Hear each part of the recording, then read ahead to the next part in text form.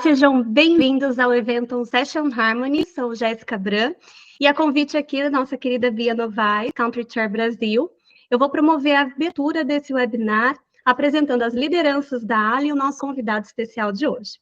Então, para quem não conhece, gente, o G100 ele é um grupo internacional que reúne 100 lideranças femininas em todo o mundo. E como é que esse grupo funciona?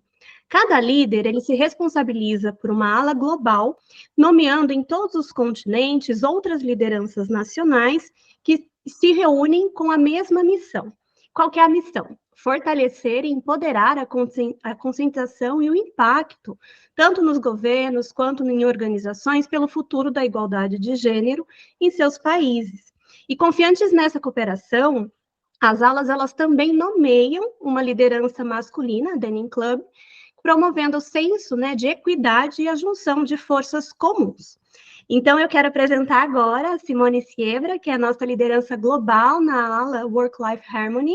Então, ela é executiva estratégica e financeira, membro do conselho, mentora global de startups em programas como Inovativa Brasil Latam, Ab Startups Brasil, Junior Achievement, Nenova SBA Haddad Entrepreneurship Institute, Human Intech e Santander Explorer. Também ele é cofundadora do Clube do Investidor Anjo, palestrante empoderando mulheres e também, muito importante, em paralelo, é mãe, triatleta e yogi. Então, Simone, é contigo. Jéssica, muito obrigada. É uma alegria ver-te apresentando o G100, esse movimento global, com uma força incrível que nasceu na Índia, através da Dr. Harbin Howe, e que acredita muito nessa união de forças para trazer e impulsionar a igualdade de gênero pelo mundo. E, de fato, nós somos 100 líderes espalhadas em todos os continentes, nos cantinhos mais inóspitos desse planeta, com mulheres e homens engajados nesse movimento, com uma força incrível. E é um prazer estar aqui, abrindo essa aula do Work-Life Harmony, que é um tema que eu sempre trouxe muito próximo para a minha vida, e sempre acreditei no potencial e na capacidade de encontrar esse equilíbrio para potencializar a nossa essência, a nossa vida diária e, de certa forma, conseguir trazer isso e propagar para todo mundo que está à nossa volta. Bia, passo para ti a palavra aqui como nossa Country Chair Brasil, que organizou esse evento com uma maestria incrível, numa trilha, numa jornada que nós vamos trabalhar e construir nos próximos dias, e com o propósito de trazer temas que abordam toda a esfera do Work-Life Harmony. Fiquei muito feliz de promover o tema dentro do Brasil. É um desafio grandioso. A gente tem muitas estradas aí para trilhar, para desbravar, mas o início ele é muito forte. É com todo empenho que eu me debruço aí na causa e fico muito feliz que esse primeiro encontro aconteça com o Dr. Marcelo Demarzo. O painel especialmente vai falar sobre bem-estar da mulher, a forma, os meios de trazer esse equilíbrio entre vida e trabalho através do Mindfulness.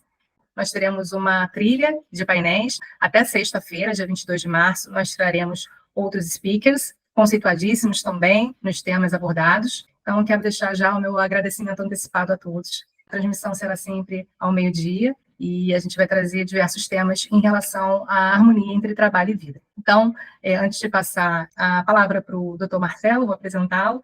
O Dr. Marcelo é professor de Medicina Preventiva pela Escola Paulista de Medicina, e ele é pioneiro na difusão do Mindfulness no Brasil, é médico formado pela USP, pós-doutorado em Mindfulness e Saúde pela Universidade de Zaragoza, na Espanha, com treinamentos na Inglaterra, em Londres, Oxford, Manchester e nos Estados Unidos, em instituições de referência em Mindfulness.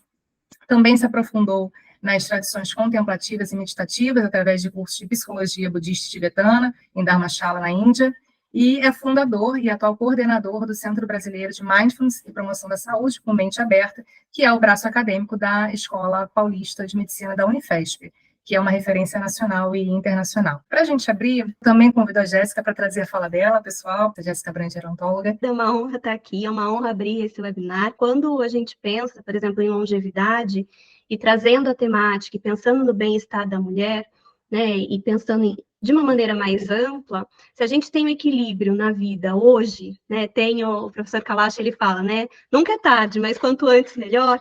Então, se a gente começa a praticar esse equilíbrio hoje, né, na nossa vida, a longo prazo, isso vai ter um impacto muito grande. Então, se a gente dedica hoje, por exemplo, 1 hora do nosso dia, de 24 horas, para a gente, né, e eu ponho a mulher também como protagonista, porque a mulher, eu costumo falar, né, é multitarefa, então ela desenvolve várias atividades, e hoje ela está sendo muito protagonista no ambiente de trabalho também, além de todas as outras coisas que ela já carrega enquanto compromissos.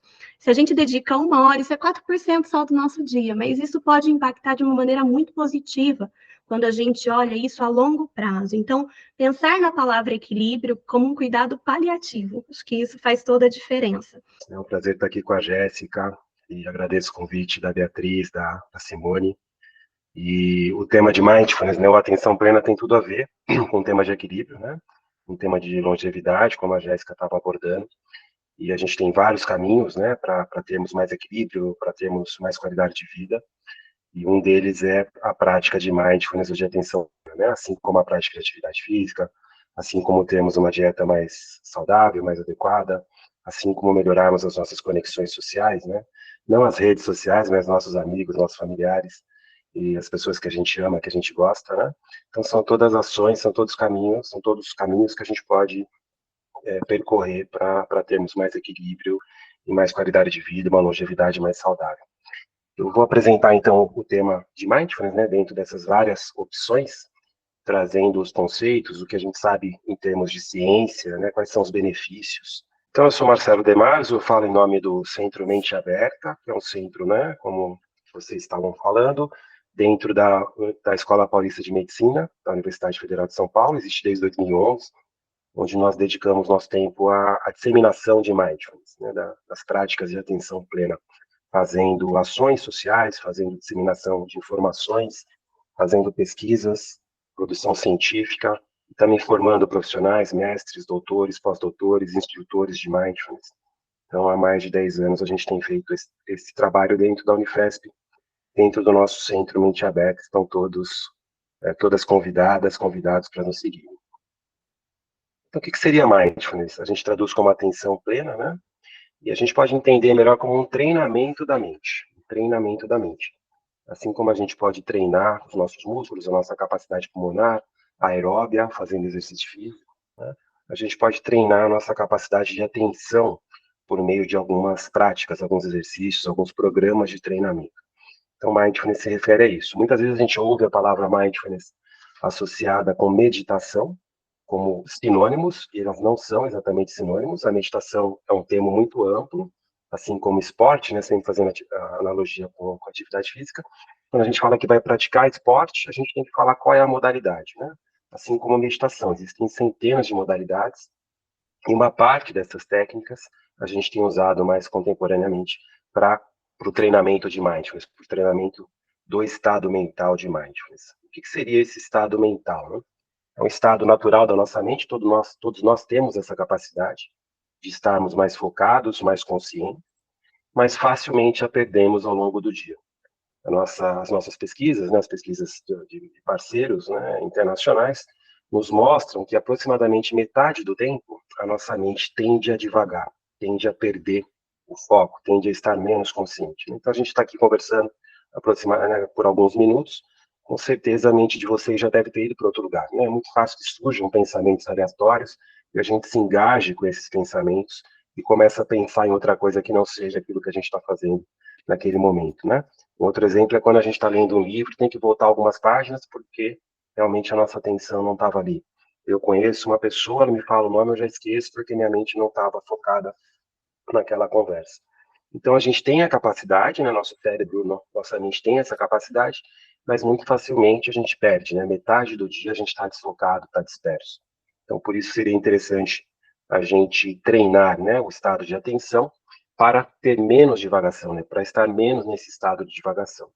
Esse é um lado da moeda,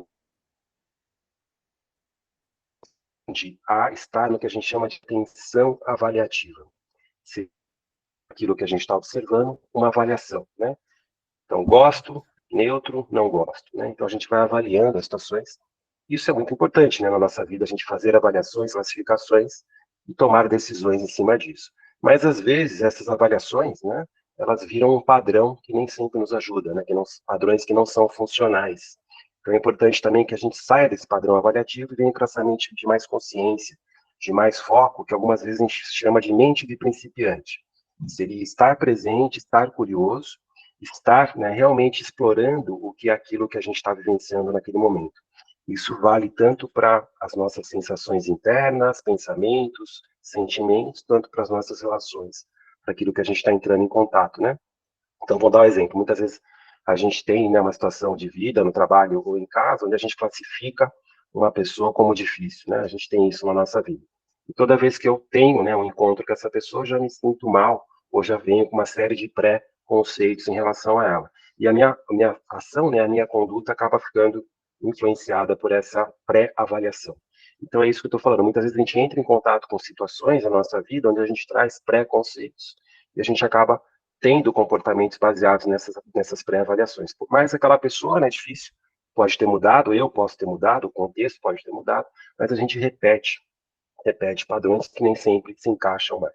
Então, o estado de mindfulness seria uma contraposição, tanto à divagação mental, quanto a esses estados avaliativos da mente que nem sempre se encaixam mais na nossa realidade. E as duas coisas têm a ver com o melhor manejo do dia a dia, com o melhor manejo do estresse, com a melhor qualidade de vida, como eu vou mostrar. Né? Para dar um exemplo dessa questão da mente avaliativa, né, e das armadilhas que a gente pode ter, essa é uma brincadeira, né? Se eu falar para vocês que eu vou dar R$ 1 milhão para cada pontinho, vocês escolheriam a linha de cima ou a linha de baixo? Né? Então, eu vou dar R$ 1 milhão para cada pontinho desses. Vocês escolheriam a linha de cima ou a de baixo? Na verdade, as duas são iguais, né? As duas têm 5 pontos. Mas a gente faz essa brincadeira com as crianças, né? Mas por que elas escolhem a de baixo? Porque aparentemente é maior, né? Tem mais espaços entre os pontos, né? Então, a nossa mente muitas vezes nos engana, fazendo uma confusão entre o que é saliente, o que chama atenção, e o que é relevante, o que realmente vale a pena, né? Então, se a gente está nesse estado de divagação, né, de piloto automático, a gente cai mais nessa armadilha, né? Às vezes alguma coisa que chama atenção, mas não é relevante, a nossa mente vai embora com aquilo, né? Ou a mente avaliativa, né, que às vezes presta atenção em coisas que são padrões passados, mas deixa de ver coisas relevantes nos nossos padrões atuais. Então, o mindfulness nos ajuda nisso, né? A perceber a diferença entre o que é saliente, o que chama atenção, e o que é realmente relevante, onde vale a pena eu colocar a minha atenção, né?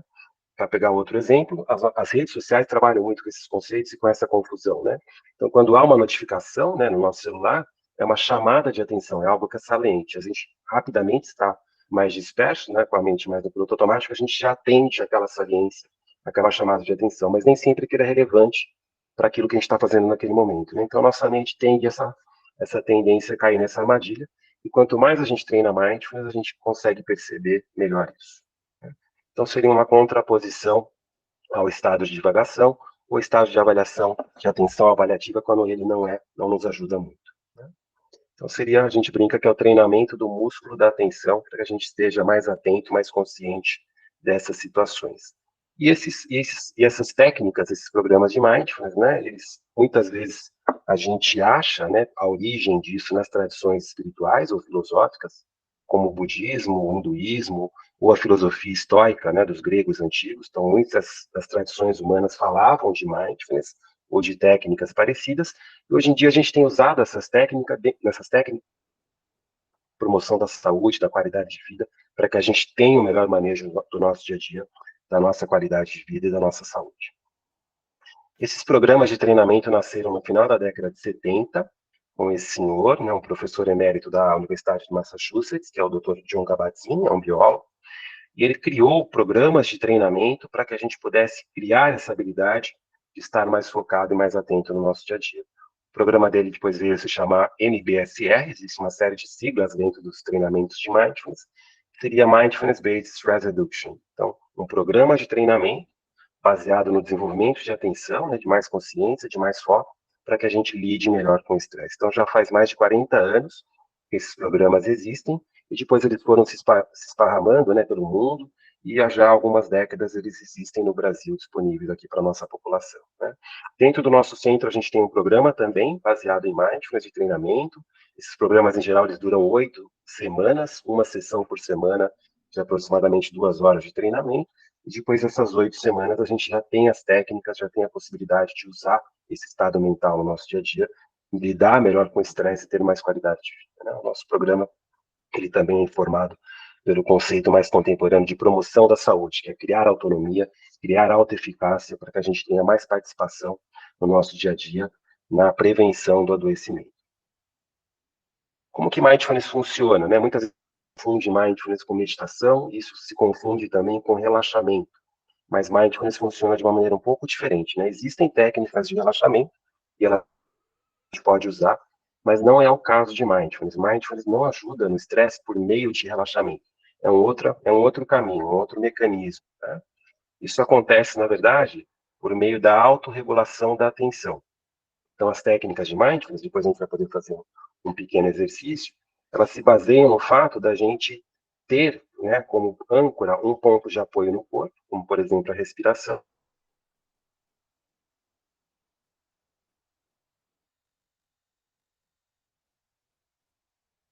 Eu acho que a internet dele está intermitente. Continua me ouvindo?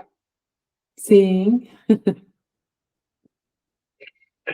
Então, quando a gente tem a intenção de focar na respiração, naturalmente a nossa mente vai devagar. Como eu falei, a tendência da mente é devagar. Como a gente tem o apoio do corpo, né, da respiração, a gente vai poder perceber que a mente foi embora e traz ela de volta para o corpo, para a respiração. Isso a gente chama de autorregulação da atenção, né? Isso está por trás das técnicas de mindfulness. Isso tem a ver diretamente com a possibilidade da gente perceber melhor, se familiarizar melhor com os nossos fenômenos internos no primeiro momento, né? Como a gente pensa, como é que estão nossas emoções, nossos sentimentos, nossas sensações físicas. Isso tem a ver diretamente com o que a gente chama de regulação das emoções, né? Uma parte grande do estresse vem da gente não regular, não manejar adequadamente as nossas emoções, em especial as emoções difíceis, né? Então, eu vou dar alguns exemplos.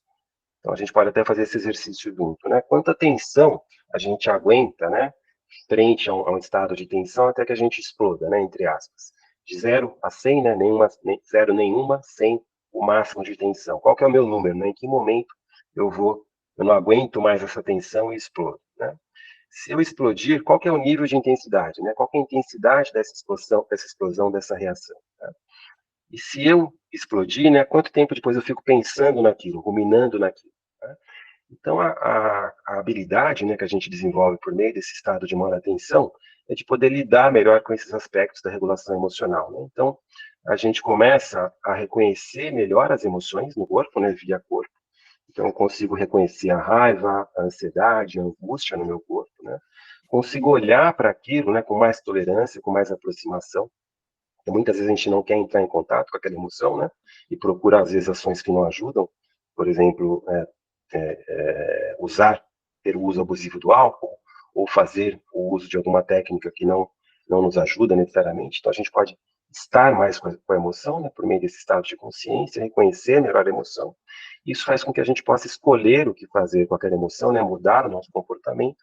E também, como a gente vai treinar, engajar com essa mente ruminativa, né, com essa divagação, a gente vai ruminar menos sobre aquela situação, mesmo que a gente tenha tido uma reação, né? Então, o treinamento de atenção nos leva a reconhecer melhor as emoções, em especial as difíceis, né? A estar mais com essa emoção, sem buscar algo que às vezes atrapalhe mais, a mudar a nosso poder de escolha, né, de comportamento, e a ficar remoendo aquilo menos ao longo do tempo, tá? Então, as práticas de mindfulness, de novo, um treinamento, né, desde que a gente faça com regularidade, é muito parecido com uma atividade física. Não adianta eu me matricular na academia se eu não for, né? Mindfulness é a mesma coisa. Eu tenho que praticar com regularidade. E também os estudos neurobiológicos, neurocientíficos nos mostram isso, né? Conforme eu vou praticando com mais regularidade, eu consigo manejar o estresse, reconhecer melhor as minhas emoções, manejar melhor a ansiedade, né? Me reconhecer mais, que a gente chama de metacognição, regular mais as emoções. Quando eu me conheço melhor, né, eu posso me conhecer, me reconhecer melhor frente às minhas relações interpessoais. Então, melhora, né, a minha comunicação com as outras pessoas, as minhas conexões sociais, diminui a sensação de isolamento, facilita também uma conexão com o que é importante na minha vida, né, com o meu propósito de vida, e fortalece também a saúde no geral. A gente sabe que a mente e o corpo estão interrelacionadas. E conforme a gente vai praticando, né, com regularidade, várias partes do nosso cérebro vão se modificando positivamente, né? O córtex pré-frontal, por exemplo, que está relacionado à tomada de decisões, à autopercepção, o hipocampo, que está relacionado à memória, à aprendizagem, a ínsula está relacionada ao reconhecimento das emoções, e a amígdala está relacionada ao estresse, né, à luta e fuga. Então, essas áreas do nosso cérebro vão se conectando de maneira mais positiva. E é legal que esses programas de 8 semanas, nesses treinamentos, né, que é uma sessão por semana, eles produzem efeitos no cérebro que são parecidos com os dos meditadores de longo prazo, né, dos monges, por exemplo. Então, com 8 semanas, a gente já começa a alterar positivamente o nosso cérebro e também a nossa biologia, né, não só as questões psicológicas. Aqui eu estou dando um exemplo dos telômeros, que são as extremidades do nosso material genético, né? Eles têm a ver com o envelhecimento biológico. Quanto mais a gente ganha anos, mais eles se encurtam.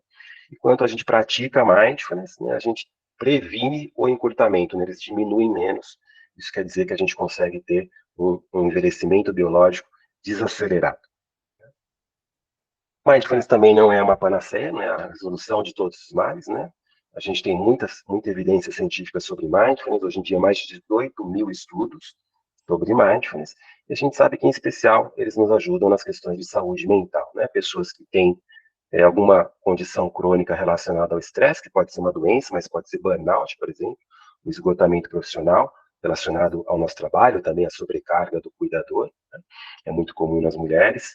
Sintomas e transtornos de depressão, sintomas e transtornos de ansiedade, dor crônica e também pessoas que sejam dependentes de álcool e outras drogas. São situações relacionadas à saúde mental que o treinamento regular de mindfulness nos ajuda, né? Pegando alguns exemplos, esse é um estudo muito interessante que comparou pessoas com depressão que tomavam antidepressivo e aquelas que participaram de um programa de mindfulness de 8 semanas.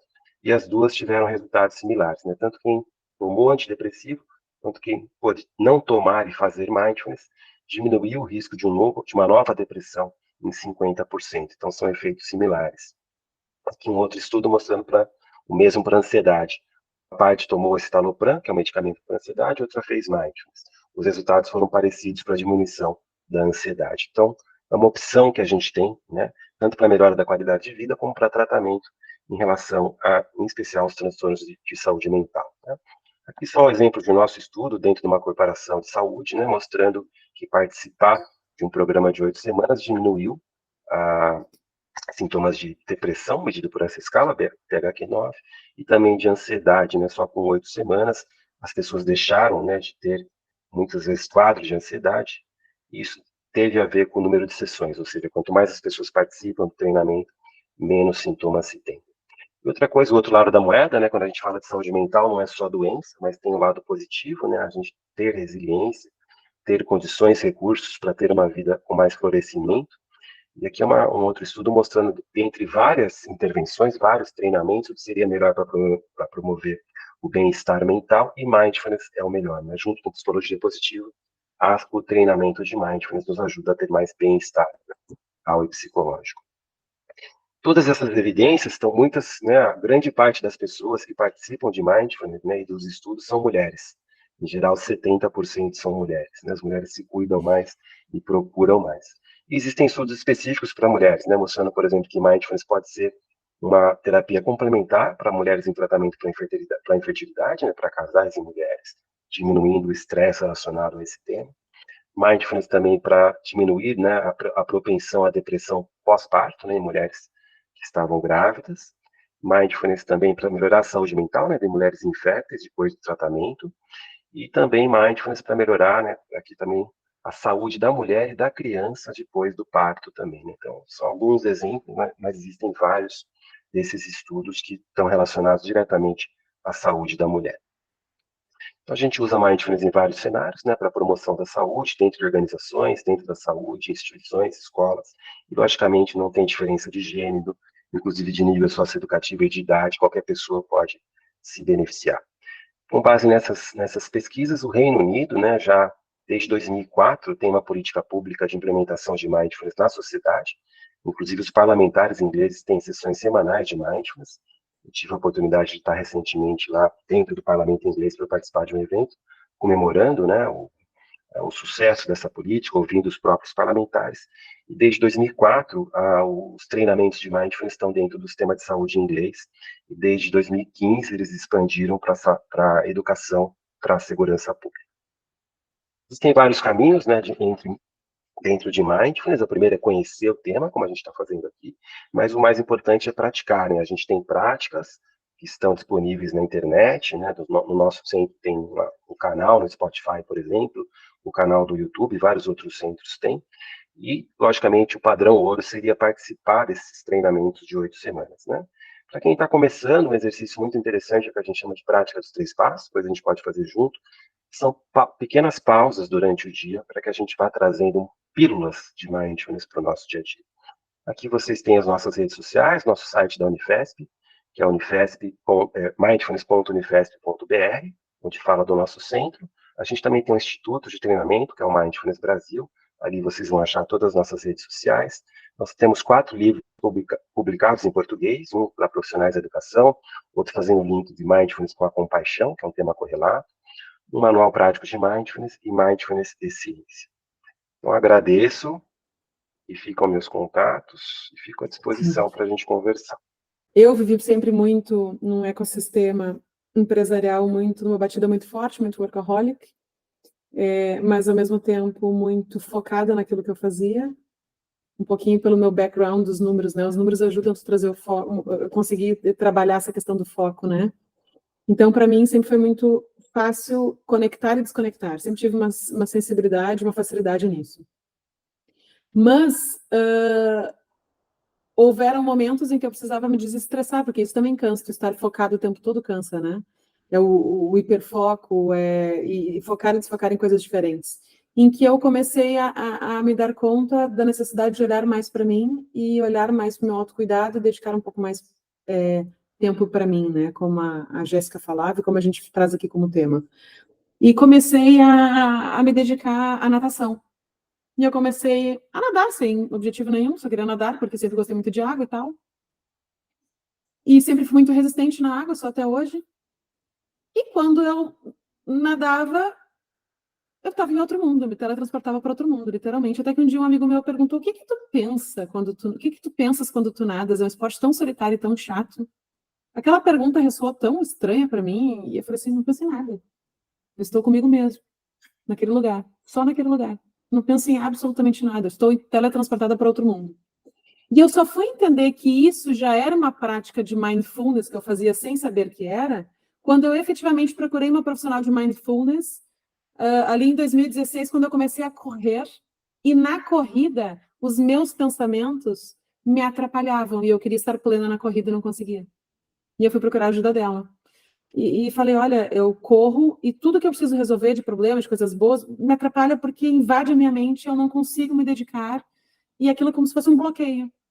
E ela falou: Simone, eu vou te ensinar técnicas aqui, que um dia tu vai conseguir fazer mindfulness correndo. Eu falei: tu é maluca, isso não existe, eu nunca vou conseguir fazer isso. E hoje eu faço isso de forma automática, e a minha corrida é outra, a minha mente é outra, e o meu resultado depois disso tudo é outro. Obviamente, por que eu trago tudo isso aqui? Porque a gente está falando, a gente tem aqui um mega especialista do tema. Pode ser que eu tenha falado várias bobagens aqui, mas é o que eu posso relatar daquilo que eu fiz e vivenciei, talvez sem saber, e depois sabendo, aplicando. Que ao longo dessa jornada de descoberta do mindfulness, tu vai encontrando ferramentas que te colocam em mindfulness. Né? A música é outra, que me leva para outro patamar também. Eu só fui descobrir depois que era uma forma de entrar em mindfulness. Mas os benefícios que isso trazem, te traz uma leveza mental, física, espiritual, que te traz para um nível de potencializar tudo aquilo que tu faz para ti e para os outros à tua volta. É incrível a sensação de bem-estar e os benefícios que o mindfulness traz para a gente quando praticado, e essa prática, como tudo na vida, é treino. Treino, treino, treino, treino. Então, de novo, eu não sei se foram as finanças na minha vida que me ajudaram a ser uma pessoa mais focada e estar mais aberta para treinar coisas e hábitos e comportamentos, que com facilidade eu consigo entrar nesses mundos. Mas mesmo quem nunca fez, daqui o Dr. Marcelo para nos dizer, ele pode nos dizer por onde que essa pessoa começa fazendo isso. Começa por querer fazer, começa acreditando que funciona, começa ouvindo quem já fez, pede para alguém te ajudar com isso, por onde essa pessoa começa a praticar um pouquinho do seu dia e trazer esse mindfulness, né, para que consiga ter uma qualidade de vida melhor? Por onde que ela pode começar, doutor Marcelo? Uma pergunta muito interessante, né? Primeiro, eu queria comentar, Simone, que você tem toda a razão. Você já é uma mindfulneira, como a gente brinca, né? Então, realmente, uma das maneiras que a gente tem para trazer mindfulness para o nosso dia a dia é por meio do exercício físico, né? O exercício que a gente faz consciente do corpo, como você estava falando, né? Então, muitas vezes a gente vai também para o exercício e está no multitarefa. Então, estou lá na academia, vejo uma série, né, ouço música, converso. De novo, não tem certo ou errado, né? São opções que a gente tem. Então, eu posso ter a opção de fazer exercício, né, com atenção plena, como você falou, né, percebendo o meu corpo, a minha respiração, ações corporais. E aí o exercício se torna uma prática de mindfulness, como você bem falou. Então, esse é um caminho muito interessante. Os caminhos dentro de mindfulness, o primeiro sempre é se sensibilizar, né, conhecer o tema, como a gente está fazendo aqui, né? Então, poder conhecer um pouco mais do tema, ou fazer uma leitura, existem muitos livros, muito material disponível também na internet, para ver se eu tenho a motivação necessária, né? Nem todas as pessoas vão se identificar com esse caminho, talvez se identifiquem por outros caminhos, né? Mas conhecendo, eu vou poder saber do que se trata e me identifico, se eu tiver a motivação para iniciar o tratamento não, o treinamento, isso seria o melhor dos caminhos, né? E aí a gente tem muitos materiais, né, disponíveis na internet, como eu falei, e vale a pena testar, provar, né, se aquilo é para mim realmente, então fazer os exercícios.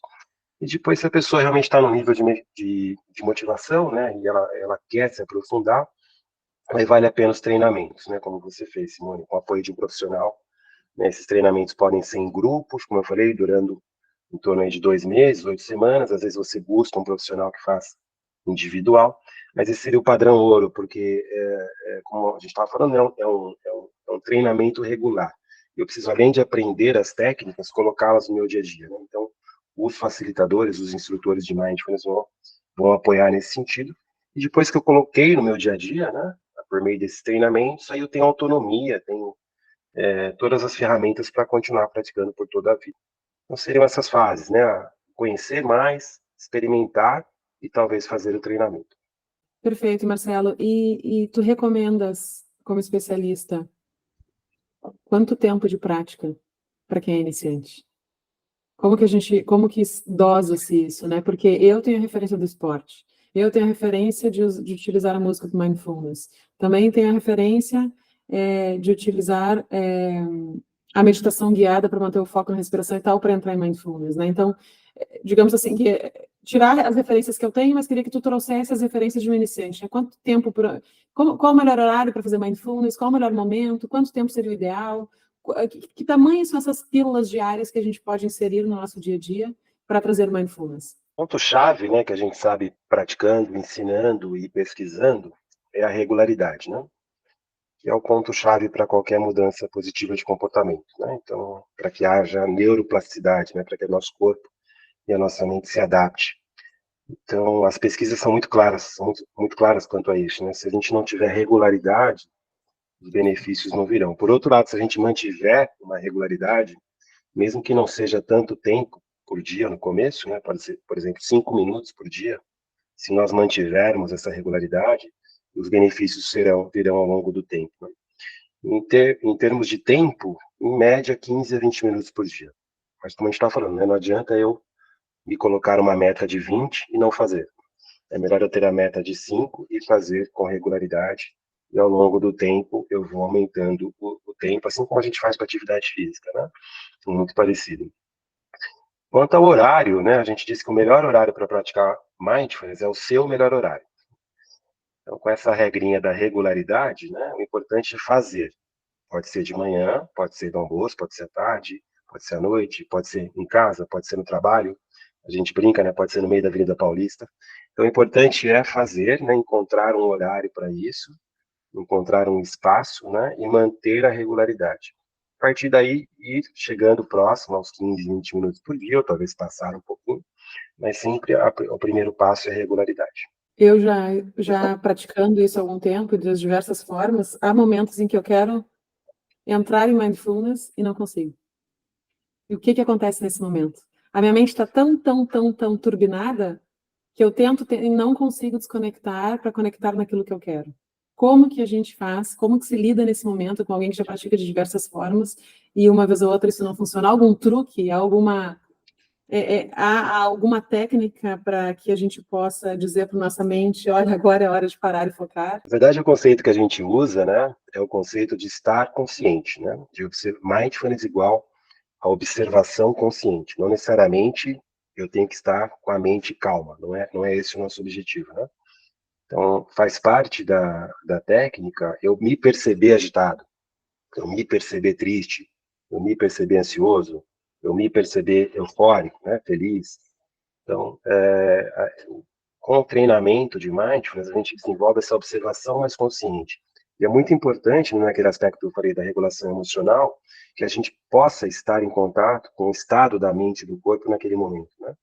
Então, se eu estou começando o trabalho, por exemplo, e noto a minha mente agitada, isso me dá uma informação de que talvez eu tenha que tomar cuidado um pouquinho mais de cuidado com as minhas palavras, com a participação numa reunião, etc., né? Talvez essa agitação não tenha a ver com o trabalho, tenha a ver com uma discussão que eu tive em casa e vice-versa, né? Então, esse estado de maior consciência que vai nos trazer essa ideia da regulação emocional. E depois também o treinamento, né, vai poder, se eu quiser, notar essa agitação e voltar para o corpo. Notar essa agitação e voltar para o corpo, né? Então eu não vou, na verdade, controlar os meus pensamentos, né? Os pensamentos, eles são, a gente brinca que é um macaco que foi picado por um escorpião e fica pulando de galho em galho. Poderia-se dizer que o mindfulness é um caminho para entrar na meditação? É um caminho que leva à meditação? Na meditação, né, tem vários tipos. Então, tem as meditações que são mais de concentração, né? Então, tem técnicas para eu estar concentrado, mas não é o objetivo principal de mindfulness. Sim, mas ele acaba, de certo modo, se tu consegues evoluir e fazer o mindfulness, tu podes usar o mindfulness para entrar também no modo meditativo ou não? Sim, quando eu entendo que você está chamando de modo meditativo, está mais focado, é isso, né? Então, a gente está mais ali, né, menos agitado e mais focado. Isso acontece, né, pode acontecer, né, ao longo do treinamento, e são sempre opções, né? Então eu posso me conectar como eu estou naquele momento, agitado ou calmo ou não, e eu posso usar a técnica também para não me vincular com os pensamentos que vão surgindo. Se eu estou nessa agitação, eu posso perceber que eu estou agitado e voltar para o corpo. E é meu objetivo. Ou eu posso notar qual é a qualidade dos meus pensamentos. Aí o meu objetivo é diferente. Mas as duas coisas são desenvolvidas com o treinamento regular.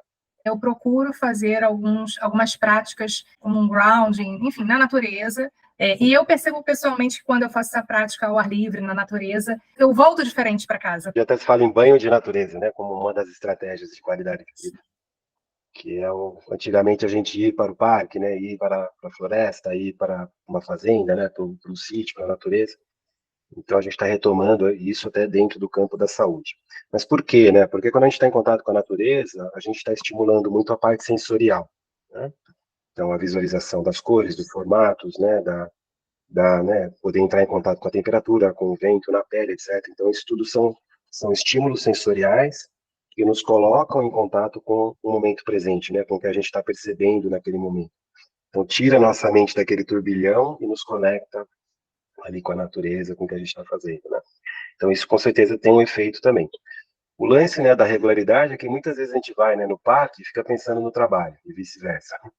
Então, se a gente não está bem treinado, às vezes a gente está de férias pensando no trabalho, né, e está no trabalho pensando nas férias. Então, uma das funções, né, desse treinamento, né, além da gente lidar melhor com as emoções, como a gente falou, seria também poder desfrutar dos momentos agradáveis, né, com a natureza, com as pessoas que a gente ama, etc. Então, poder realmente estar presente ali. E esse treino na natureza é muito interessante, sim, Beatriz. Comentei, né, da prática dos 3 passos, é um exercício breve, cabe muito bem no nosso dia a dia, né? Então a gente podia fazer juntos, depois eu comento um pouquinho mais do que está por trás, mas vamos fazer primeiro, vocês topam? Claro, claro que sim. Legal. Então é um exercício muito simples, mas se a gente quiser dar uma ajustada no corpo, deixar o corpo mais confortável, mais equilibrado, também facilita para começar a treinar, fecharmos os olhos. E o primeiro passo seria nos notarmos, como se fizéssemos uma breve fotografia interna. Como estou agora?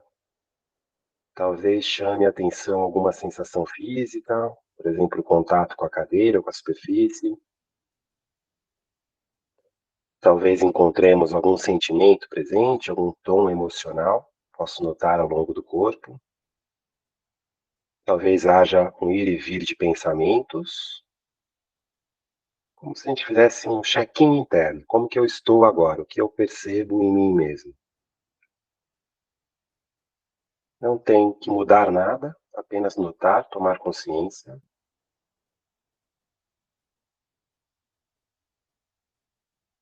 E aos poucos a gente vai se conectando com a respiração, no passo 2, notando a respiração. Também não precisamos mudar a respiração, apenas percebemos ela no corpo, talvez notando os movimentos na barriga, no peito, as sensações da entrada e da saída do ar, se for mais fácil. Respirando, percebendo que estamos respirando. Conectando com as sensações, os pequenos movimentos no corpo.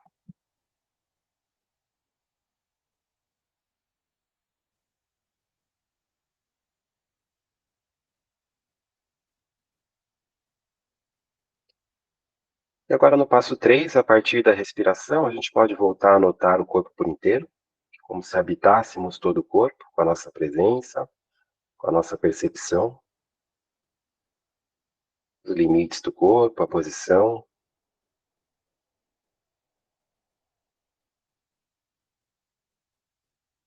E terminando essa pequena prática, a gente pode ir notando o entorno, o ambiente, temperatura, sons, luminosidade, voltando a abrir os olhos.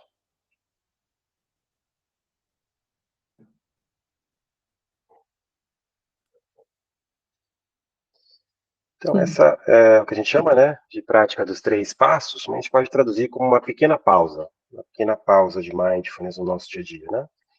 E esses 3 passos é mais para a gente lembrar como é que faz, né? Então, me percebo, faço uma fotografia interna, conecto um pouquinho com a respiração e volto a me perceber, né?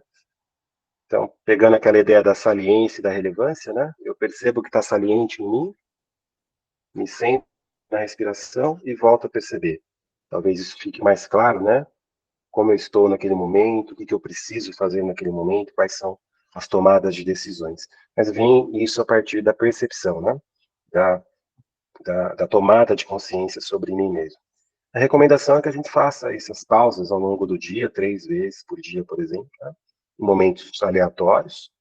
E também podemos fazer em situações que a gente sabe que já são mais desafiadoras, por exemplo, né? Antes de uma reunião, depois de uma reunião, na hora de atender um cliente, né? Um paciente, etc. Então, a gente pode usar ou de maneira, né, aleatória ou em momentos específicos que a gente queira usar. Incrível, doutor Marcelo, é algo tão simples, uma ferramenta tão valiosa que traz um impacto positivo enorme para a qualidade de vida das pessoas e de quem está à sua volta. E esse é o nosso papel aqui, né, Bia? Trazer todos os insights que envolvem ferramentas, técnicas, expertises que mudam pensamentos, comportamentos, atitudes e que trazem e potencializam isso tudo para a vida das mulheres e de todos à sua volta. Obrigada, doutor Marcelo. Obrigado a vocês, obrigado pela atenção plena.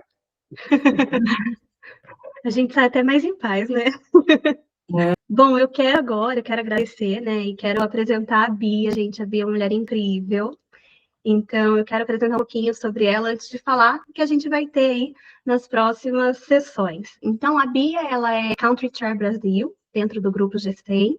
Ela é escritora, trabalha com liderança no segmento, né, de saúde suplementar. Ela é coautora no livro de Mulheres na Saúde. Ela é formada em jornalismo, especialista em marketing empresarial e também em administração de saúde pela GFGV. Atualmente, ela atua na gestão executiva de projetos, é gestora de pessoas e tem aprofundado seus conhecimentos em medicina integrativa vinculados ao CABSIM. Para quem não sabe, o CABSIM é um consórcio acadêmico brasileiro de saúde integrativa. Ela atua também como mentora voluntária em projetos sociais da ONU. Ela já facilitou o desenvolvimento de empreendedores de Guiné-Bissau. e esse ano participou em projetos sociais na Amazônia, e também é voluntária no projeto nacional Cérebro em Ação, que é um projeto de apoio destinado, né, à promoção e à prevenção, na verdade, de desenvolvimento de doenças como a doença de Alzheimer. Então, além de tudo isso, né, ela é paralela a tudo isso, na verdade, lembrando, né, que a gente está falando de uma mulher aí, ela é mãe entusiasta na educação preventiva e ela dissemina muito conteúdo para a gestão de saúde pessoal. Então, parabéns, né, às duas mulheres incríveis que estão conosco hoje, né, nós ainda estamos aqui no mês da mulher, então eu quero agradecer a participação de todos, eu quero muito agradecer a participação do Marcelo, Dr. Marcelo. Então, eu quero agora mostrar um pouquinho, dar um spoiler do que a gente vai ter amanhã. Então, o painel de amanhã, a gente vai abordar o tema cultura organizacional inclusiva e diversidade. Então, o G100 Brasil, ele vai trazer à sala convidadas como a Márcia Monteiro, que é fundadora da Geração Ilimitada, e também a Eliane Kreisler, que é consultora de gestão e carreira 50+, e cofundadora no canal Longe Talks, que é um canal que fala sobre longevidade por diferentes perspectivas. Muito obrigada a todos, muito obrigada, doutor Marcelo, e continuemos na nossa jornada, Simone, com muitas mulheres, muitos homens, todos e todas estão convidados a apoiar a causa do G100 no Brasil e no mundo. Obrigada a todos por esse excelente evento de inauguração do G100 Brasil, Work-Life Harmony, e obrigada por unirem forças para abrirem portas para que consigamos juntos, como a Bia bem falou, homens e mulheres, a trazerem mais oportunidades de qualidade para as mulheres pelo mundo. Obrigada.